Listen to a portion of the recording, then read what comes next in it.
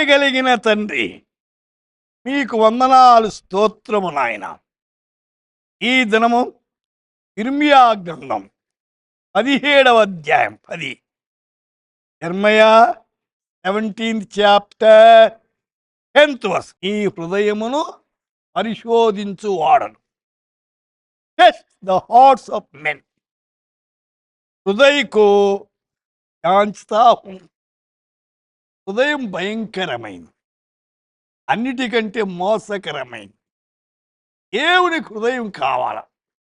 మీరు దేవుని ఆలయం అన్నాడు. దేవుడు మనలో నివసిస్తాడట.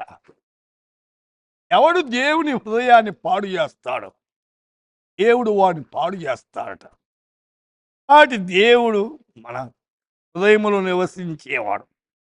1 సమూయేలు గ్రంథం 16వ అధ్యాయం 7వ వచనంలో యెహోవా హృదయము లక్ష్య పెట్టును.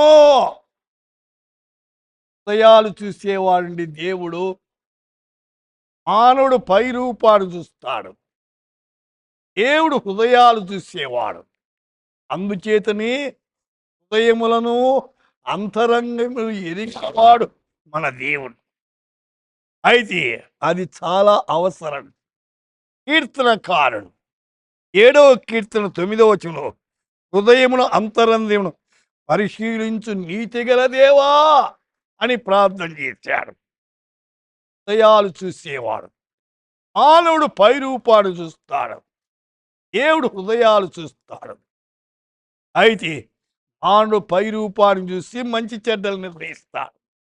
దేవుడు హృదయాలు చూసి మంచి చెడ్డలు చెప్పేవాడు. సోదరుడా, వినుతున్న శ్రోత, నువ్వు పై రూపాన్ని చూస్తున్నావా, ఆంతర్యం చూస్తున్నావా? ఆంతర్యం చూసే దేవుని మీద ఆధారపడండి. మీ కుటుంబం అంతా దేవుని దీవెనలు పొందుతారు. ప్రార్థన చేసుకుందాం. పరిశుద్ధుడవైన తండ్రి, ఆ శ్రోతలు ఏవా ఈ యందు ఆనుకుని ఈ యొక్క జీవితాల్లో ముందుకు సాగేదానికి వారి అక్కర్లన్నీ కృపలో తీర్చమని యేసు నామమున ప్రార్థిస్తున్నాము తండ్రి. ఆమేన్.